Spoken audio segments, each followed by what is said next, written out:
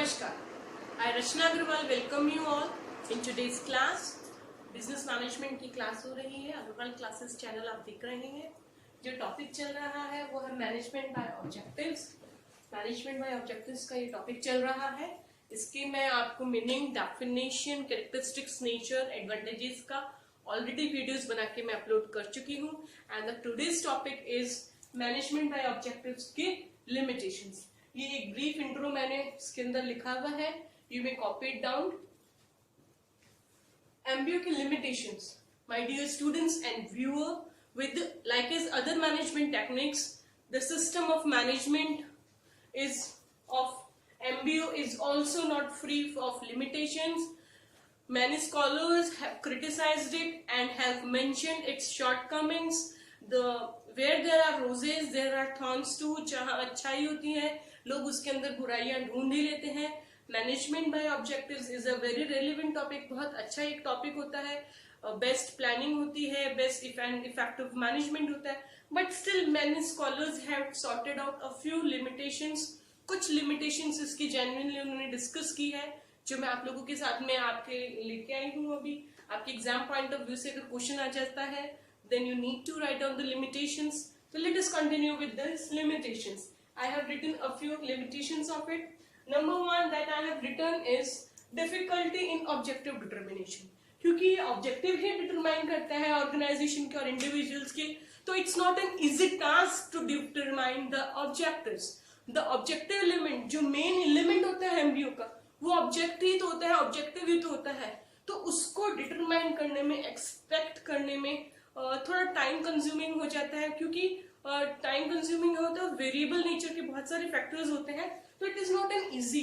The task of objective determination is बिल्कुल not at all easy, because it is concern with future, and future is full of uncertainties, and it is not so easy to difficult the forecast because of the dynamic environment of the business, and there may be changes in government policies also. तो इन सब factors की वजह से objectives को determine करना थोड़ा difficult हो जाता है. Then comes the next point, difficulty in harmonisation. MBO कहता है कि अलग अलग डिपार्टमेंट्स के छोटे छोटे ऑब्जेक्टिव्स होंगे तो हार्मनी हम लोग बना सकते हैं, but it is also not so easy to maintain balance. Balancing का भी प्रॉब्लम आ जाता है. टू मेंटेन हार्मोनाइजेशन, सभी और डिपार्टमेंट्स को, हर एक इंडिविजुअल के गोल्स के बीच में बैलेंस बनाना, short term long term goals को हार्मोनाइज करना इज रियली रियली कॉम्प्लिकेटेड और इम्पॉर्टेंट प्रॉब्लम हो जाता है एक मैनेजमेंट के लिए. Then comes the point insecurity. It's a feeling और प्रॉब्लम ऑफ इनसिक्योरिटी. बहुत सारे चेंजेस होते हैं पॉलिसीज के अंदर, कंडीशंस के अंदर, time to time priorities change हो जाती है ऑर्गेनाइजेशन की, तो it is not possible to make any changes in objectives. बाकी फैक्टर्स के अंदर तो चेंजेस हो जाते हैं, बट ऑब्जेक्टिव जो होता है उसके अंदर चेंजेस नहीं होता है according to the employment needs. Employ को भी चेंजेस की रिक्वायरमेंट होती है, बट उनके ऑब्जेक्टिव्स जो है वो चेंज नहीं होते हैं. तो इस सिचुएशन में एम्प्लॉयज जो है वो थोड़े अनरियलिस्टिक फील करने लग जाते हैं कि ऑब्जेक्टिव्स जो है कहीं ना कहीं अनरियलिस्टिक हो जाते हैं. टारगेट्स थोड़े हाई कंसिडर कर लेते हैं और ये फील करते हैं कि ये टारगेट बहुत हाई है, मीनिंगलेस है मेरे लिए तो अचीव करना, I will not be able to attain that.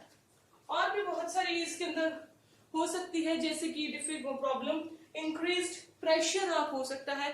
Employees का जो है पार्टिसिपेशन कम हो सकता है. हायर मैनेजमेंट जो है, the fourth point is participation जो है हायर मैनेजमेंट का, वो उनके पास ऑलरेडी बहुत सारे वर्क होते हैं करने के लिए, तो they lack participation in the corporation sector. वो एमबीओ के अंदर अपना पार्टिसिपेशन कम दे पाते हैं. इस वजह से जो प्रेशर होता है सबऑर्डिनेट्स को ही सब कुछ खुद ही अपना ऑब्जेक्टिव्स को अटेन करने के लिए लेआउट बनाना करना पड़ता है, तो उनके ऊपर थोड़ा सा वर्क प्रेशर हो जाता है, टाइम प्रेशर हो जाता है कि उनको वो गोल अटेन करना ही है एक लिमिटेड टाइम पीरियड के अंदर. Then comes the next point कि सबऑर्डिनेट्स जो है, ये कहा गया है कि एमबीओ के अंदर उनको स्मॉल स्मॉल ऑब्जेक्टिव्स दिए जाते हैं for a limited period of time, तो उनको time to time properly motivation की जरूरत होती है. They need proper motivation, but there is lack of motivation. And जो टारगेट्स को अचीव कर लेते हैं तो ऑर्गेनाइजेशन उसको ग्रांटेड ले लेता है. they hardly give proper reward and recognition to those employees who have accomplished their targets or goals. Individual conflicts जो हो जाता है सीनियर मैनेजमेंट और सबॉर्डिनेट्स के बीच में, वो धीरे धीरे अराइज होने लग जाता है. मैनेजर्स जो है वो समग्रता, इंटीग्रिटी जो है ऑर्गेनाइजेशन की, वो मेंटेन करने में कहीं ना कहीं लैक कर जाते हैं. So this can also be a point. और कुछ स्कॉलर्स का मानना है कि ये जो प्रोसेस है डिटरमाइन करने की ऑब्जेक्टिव्स की, ये बहुत ज्यादा टाइम स्पेंड मांगती है. It needs a lot of time. It is a time consuming process. Excess time is spend in deciding MBO, है ना. तो टाइम कंज्यूमिंग इसका डिसएडवांटेज या लिमिटेशन हो जाता है. देन कम्स की रिजल्ट ओरिएंटेड, क्योंकि इसको माना गया है तो इसका मेन जो एमबीओ का ट्रस्ट होता है वो होता है रिजल्ट, कि रिजल्ट आना चाहिए.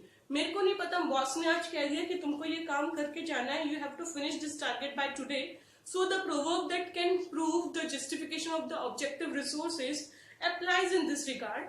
तो मैनेजर ने जब ये कह दिया है तो एम्प्लॉयज जो क्या करते हैं, शॉर्टकट ढूंढने की कोशिश करते हैं टारगेट तक पहुंचने की. And they may also adopt wrong means for achieving the result.